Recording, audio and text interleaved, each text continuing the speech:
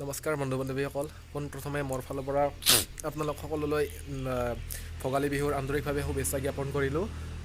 আজি মানে এই বকো চমৰীয়া অঞ্চলত এটি ভোগালী উৎসৱ আছে। তাতে আজি মানে এজন বাৰ লগত মই এটি গীত গাবলৈ ওলাইছোঁ, দুটি কণ্ঠৰ গীত। চ' আপোনালোকে আহক, চাই থাকক কেনেকুৱা লাগে।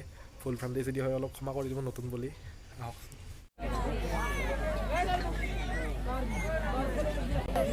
হ'ব এইখিনিতে